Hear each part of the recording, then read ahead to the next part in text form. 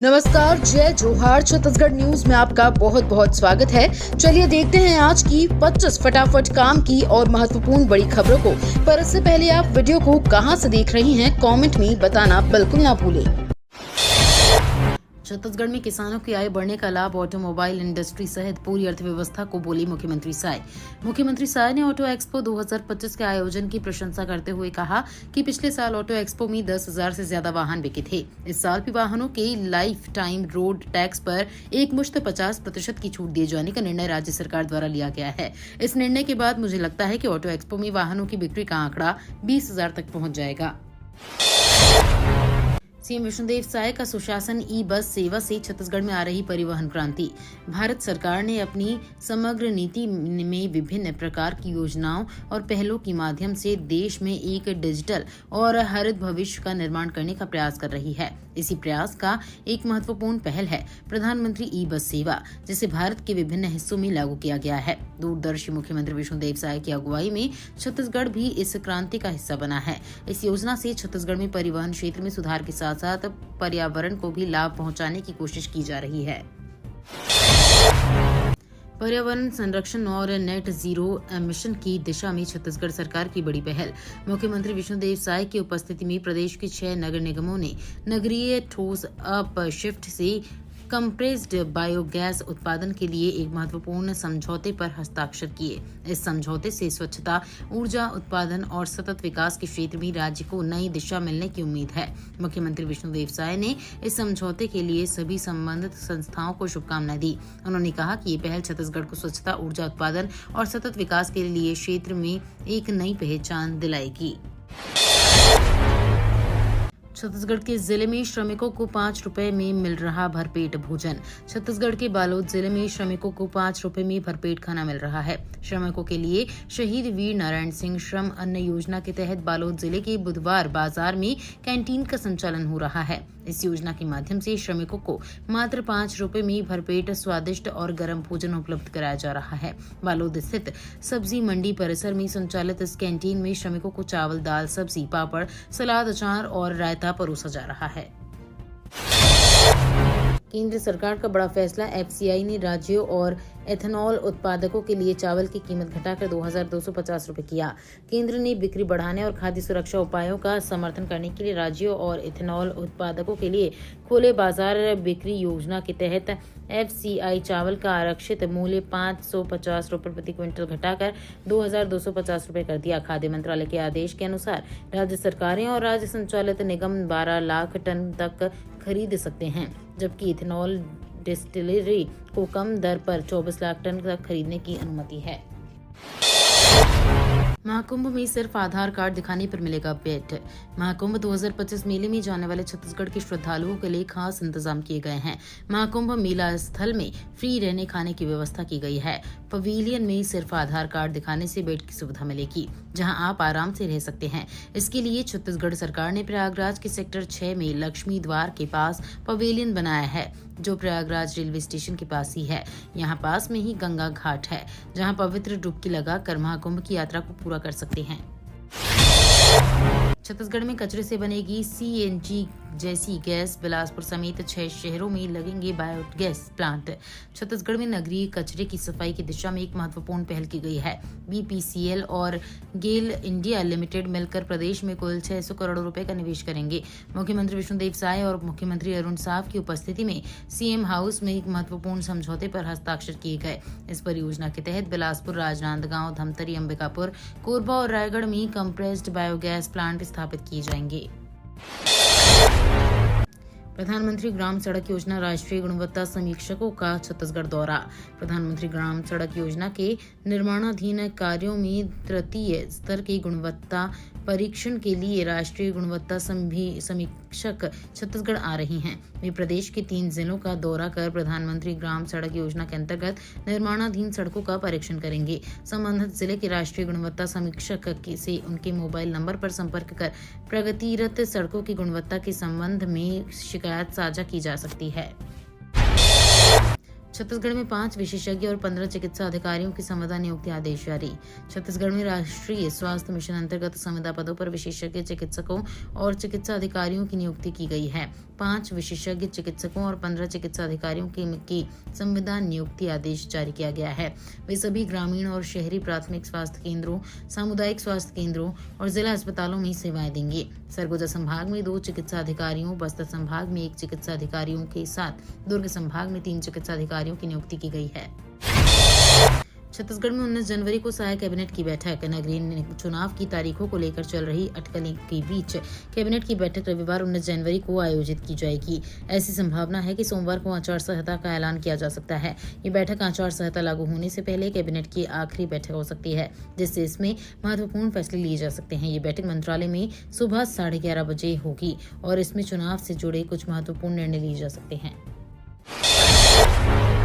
छत्तीसगढ़ में नक्सल विरोधी अभियान पर अमित शाह का बड़ा बयान। केंद्रीय गृह मंत्री अमित शाह ने नक्सलवाद को लोकतंत्र का सबसे बड़ा दुश्मन बताया। सोशल मीडिया प्लेटफॉर्म एक्स पर एक पोस्ट में उन्होंने कहा कि मोदी सरकार नक्सल मुक्त भारत बनाने की दिशा में आगे बढ़ रही है और 31 मार्च 2026 तक देश नक्सल मुक्त होकर रहेगा। उन्होंने इस पोस्ट में छत्तीसगढ़ के बीजापुर में सुरक्षा कर्मियों द्वारा नक्सलियों के खिलाफ की गई कार्रवाई का भी जिक्र किया।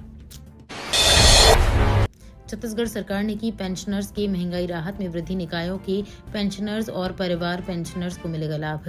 नगरीय प्रशासन एवं विकास विभाग ने 7वें वेतनमान के अनुसार पेंशन प्राप्त करने वालों की महंगाई राहत में 4% और 6वें वेतनमान के अनुसार पेंशन प्राप्त करने वाले पेंशनर्स की महंगाई राहत में 9% की बढ़ोतरी की है।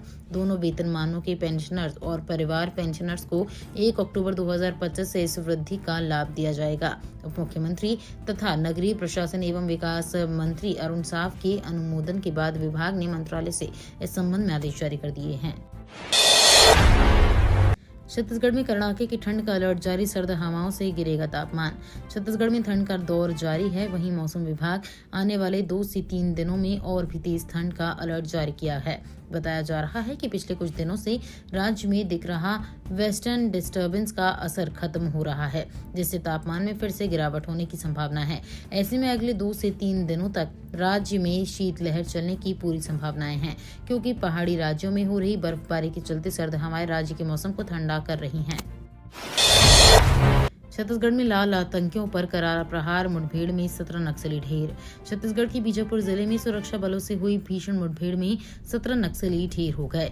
पुलिस के एक सीनियर अफसर ने ये जानकारी दी। उन्होंने कहा कि मुठभेड़ सुबह करीब 9 बजे दक्षिण बीजापुर के जंगल में हुई।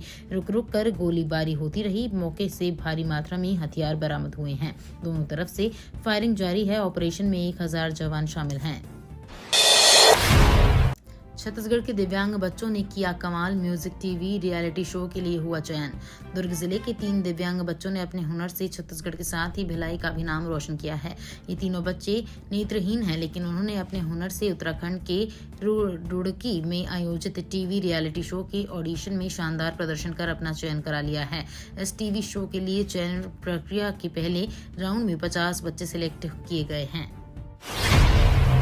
छत्तीसगढ़ के शराब घोटाले में भूपेश बघेल पर भी लटकी तलवार। छत्तीसगढ़ के पूर्व आबकारी मंत्री व मौजूदा कांग्रेस विधायक कवासी लखमा की गिरफ्तारी के बाद सियासी खलबली मची हुई है। चर्चा है कि जांच की आंच पूर्व मुख्यमंत्री भूपेश बघेल तक पहुंच सकती है। ईडी बघेल को भी पूछताछ के लिए बुला सकती है। सूत्रों के अनुसार जिस नोटशीट के आधार पर शराब घोटाले का षड्यंत्र रचा गया, उसमें कवासी लखमा समेत भूपेश बघेल के भी हस्ताक्षर हैं। ईडी की गिरफ्त में मौजूद लखमा से 2000 करोड़ रुपए के इस घोटाले में बघेल की भूमिका को लेकर भी सवाल जवाब किए जा रहे हैं। छत्तीसगढ़ शराब घोटाला मामले में सुप्रीम कोर्ट 5 फरवरी को करेगा अगली सुनवाई। छत्तीसगढ़ शराब घोटाला मामले में मनी लॉन्ड्रिंग के तहत आरोपित छत्तीसगढ़ के पूर्व आबकारी अधिकारी अरुणपति त्रिपाठी की ओर से दायर SLP पर सुप्रीम कोर्ट 5 फरवरी को अगली सुनवाई करेगा।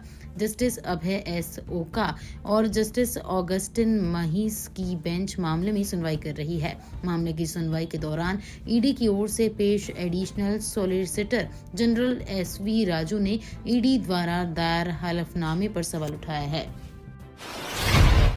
38वें नेशनल गेम्स में छत्तीसगढ़ का उतरेगा सबसे बड़ा दल, 27 खेलों के खिलाड़ी शामिल।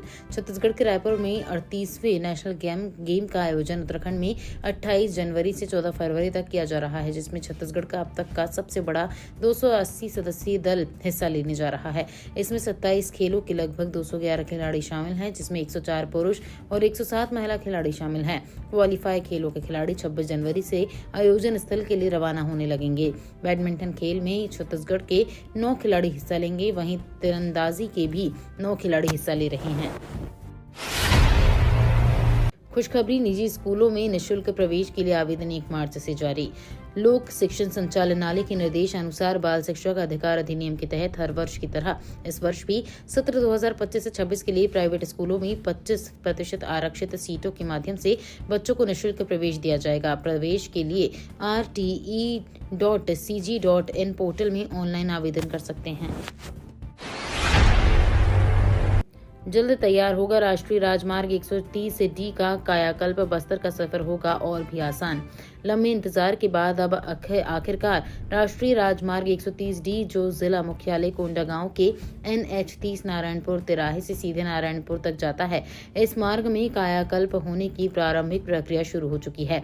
उम्मीद की जा रही है कि आने वाले 2-3 माह के भीतर निर्माण कार्य भी शुरू हो जाएगा। जानकारी के मुताबिक इस राष्ट्रीय राजमार्ग के पहले फेज में 48 किलोमीटर की सड़क बनाई जाएगी। इसके लिए भूमि अधिग्रहण की प्रक्रिया लगभग पूरी हो चुकी है।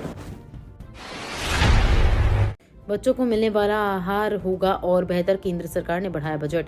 प्राथमिक और उच्च प्राथमिक विद्यालयों में पढ़ने वाले बच्चों को मिलने वाला आहार और बेहतर होने वाला है। आहार को और पोषण आयुक्त बनाने केंद्र सरकार ने बजट बढ़ा दिया है। अब राज्य में भी राज्यांश बढ़ाने की दिशा में काम किया जा रहा है।